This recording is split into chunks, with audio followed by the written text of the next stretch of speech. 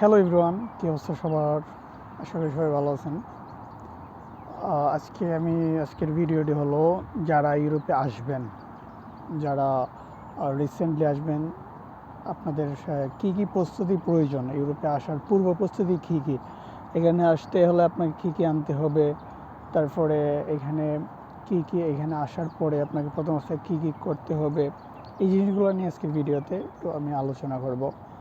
তো আপনি ইউরোপে আসার পূর্বে সর্বপ্রথম হলো আপনার শপিং, যেটা সবাই করে। এখন আপনি বলতে পারেন শপিং নিয়ে আবার বলার কী আছে? হ্যাঁ, অনেক কিছু বলার আছে। আমি নিজে যখন প্রথম অবস্থায় আসি তখন আমার অনেক কিছু মিস্টেক হয়েছে, অনেক কিছু আনতে পারি নাই, যেগুলো এখানে আইসা দেখে অনেক দাম, প্রচুর দাম এখানে। তো আপনি প্রথম অবস্থায় যখন ইউরোপে আসবেন, আপনি মাইনাসের জ্যাকেট অবশ্যই আনতে হবে। 2টা থেকে 3টা জ্যাকেট আনবেন মাইনাসের ভালো দেখা। তারপরে 2 থেকে 3 জোড়া শু আনবেন ভালো দেখা। তারপরে 10-12 জোড়া মোজা আনবেন। আর আপনার আরও নর্মাল কাপড় চোপড়, গরমের কিছু কাপড় আনবেন, গেঞ্জি, হুডি। তারপর প্যান্ট আনতে হবে অনেকগুলো, ভালো দেখে অনেকগুলো প্যান্ট আনবেন। মানে যতটুকু সম্ভব হয় আপনি কাপড় বেশি করে নিয়ে আসবেন। এই কথাটা এই জন্য বললাম, এখানে কাপড়ের প্রচুর দাম। এখানের কাপড় চোপড় মানে আপনি প্রথম অবস্থায় আইসা যদি কাজকাম না পান, তাহলে 2-3 মাস আপনি কিচ্ছু কিনতেই পারবেন না, কারণ এখানে যাই কিনতে যাবেন আপনার অনেক দাম। আমি যেই জ্যাকেটগুলো 4,000 3,500 কিনে আনছি বাংলাদেশ থেকে, এই জ্যাকেটগুলো এখানে প্রায় 15 থেকে 20,000 টাকা একটা জ্যাকেটের দাম।